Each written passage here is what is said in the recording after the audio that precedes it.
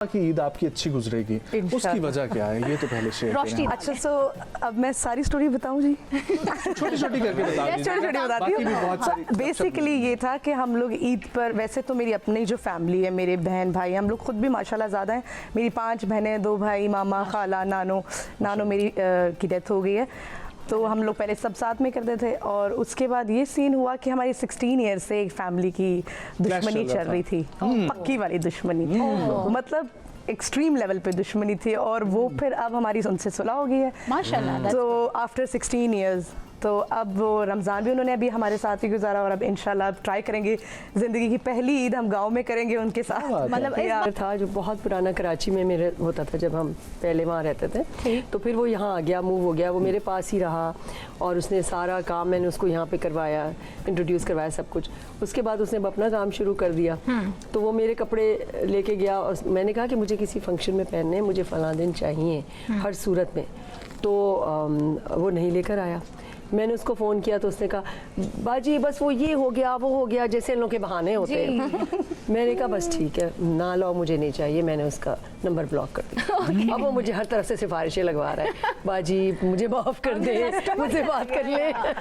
मैं बस एक दफ़ा ख़त्म तो ख़त्म। वैसे औरतों को 2 लोग जो है ना, वैसे तो लोगों को लगता है कि मर्द खून के आंसू रुलाते हैं, ये ऐसा फैक्ट नहीं है।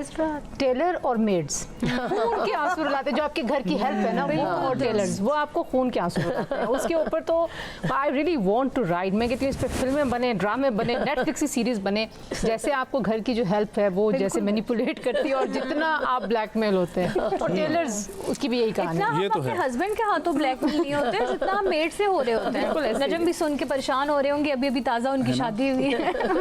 नहीं अल्लाह जो है ना वो बस सफर ही अच्छा रखे। नजम वैसे आप अपनी बेगम को ईद की शॉपिंग पे लेके गए, उनकी भी पहली ईद है, तो आप उनको लेके गए, चूड़ियां दिलाई आपने? मैंने सब कुछ जो है वो बताया, क्योंकि मेरे आसपास दोस्त बहुत अच्छे हैं, मेरी अम्मा बहुत अच्छी है, उन्होंने मुझे मशवरा दिया कि बेटा पहली ईद है, इसलिए सब चीजें जो है ना वो डिटेल्स का ईच एंड एवरीथिंग, चूड़ियां, मेहंदी, व्हाइट वाली मेहंदी, ठीक है, ब्राउन वाली मेहंदी, हर चीज का जो है वो ख्याल रखना है, ठीक है। तो इस तरीके से हर चीज का ख्याल जो है वो रखा गया है। लेकिन जमाल शाह साहब, बहुत सारे लोग ये जानना चाहते हैं कि अब चूंकि आप तो अब प्रोड्यूसर भी हो गए, ठीक है, आप चाइना के साथ मिलकर भी यहाँ पर फिल्म्स आप कर रहे, ठीक है, फिर आपने कल्चर मिनिस्टर के तौर पर भी काम किया, लेकिन आपने ड्रामास क्यों छोड़े हैं एज एन एक्टर? ड्रामास मैंने छोड़े नहीं है, मतलब हकीकत ये है कि मुझे पिछले चंद सालों में कोई 50 से ऊपर सीरियल्स ऑफर हुई हैं, मैंने तमाम स्क्रिप्ट्स पढ़े हैं शुरू से आखिर तक।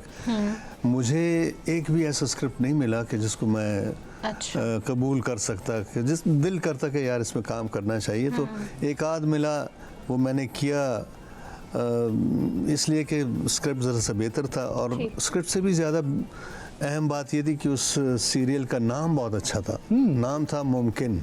अच्छा, तो मैंने कहा यार ये बड़ा पोएटिक नाम है। जब सीरियल कंप्लीट हुआ और ट्रांसमिट होने लगा तो पता चला कि नाम उसका रखा है तेरे इश्क के नाम।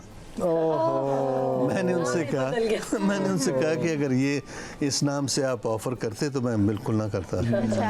आजकल मैं एक फिल्म बना रहा हूँ। अच्छा, खुद प्रोड्यूस कर रहे हैं? प्रोडक्शन हाउस मतलब ये फिल्म हॉलीवुड की, चाइना की, टर्की की और पाकिस्तान की जॉइंट वेंचर है। हमारी जो जंग इंडिया के साथ हुई,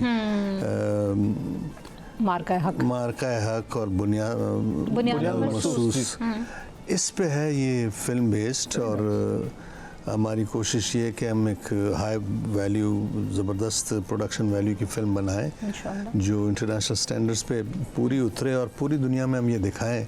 इसलिए कि हमारी ज़िंदगियों में मैंने कम से कम इतनी बड़ी फ़तह, इतनी क्रेडिबल फ़तह आज तक एक्सपीरियंस नहीं की है, लिहाजा इस फ़तह को सेलिब्रेट करना बहुत ज़रूरी है पूरी कौम को। और फिर हमारा नैरेटिव ढंग से, तरीके से जाए पूरी दुनिया के पास, तो वो अच्छा होगा। शायद हम ये जो इंडिया की अलगार है प्रोपेगेंडिस्ट सिनेमा की, धीरेंद्र वगैरह वगैरह, उनको एक डिसेंट तरीके से हम काउंटर भी कर सकें और अपनी बात भी हम दुनिया तक पहुंचा सकें। ये एक फिल्म है जो बहुत बड़ा प्रोजेक्ट है। It is going to be the most costly film, और पाकिस्तानी एक्टर्स उसमें प्रीडोमिनेटली 98% पाकिस्तानी होंगे, कुछ हॉलीवुड के होंगे, क्रू सारे का सारा हॉलीवुड का है, एक्शन डायरेक्टर चाइना का और एनिमेशन वगैरह चाइना। और एक्ट्रेस कहाँ के हैं सर? एक्ट्रेस पाकिस्तान में ज़्यादा, क्योंकि कहानी हमारी है ना। ठीक है, वेरी ये नाइस। बहुत अच्छी बात है, क्योंकि हम हमेशा यही सोचते होते हैं कि हम ऐसी कोई काउंटर में मूवीज़ क्यों नहीं बनाते, क्योंकि हम नेटफ्लिक्स पे भी देखें तो इंडियन की तरफ से बहुत सारी ऐसी मूवीज़ आती हैं जो कि एक नज़रिए को और बयानियों को ना डिफरेंट एंगल देने की कोशिश करते हैं। So it is very good कि हम इसका आपको मकसद ये नहीं है कि हम उनको काउंटर लेकिन करें, हम अपना awareness एक देंगे, बयानिया जी, है, अपनी बात कहनी है हमने, और वो बात कहते कहते वो खुद ब खुद काउंटर हो जाएंगे। बिल्कुल सही बात That है। is good. अच्छा जी, ब्रेक का वक्त हुआ चाहता है, लेकिन उससे पहले हमारे साथ चूंकि हन्नान मौजूद हैं, आपकी मुलाकात करवाई थी, तो हन्नान आपसे रिक्वेस्ट है कि कोई ईद की निस्बत से कोई अच्छा सा चुलबुला सा प्यारा सा गाना जो है वो हमारी ऑडियंस की नज़र करें आप। हाँ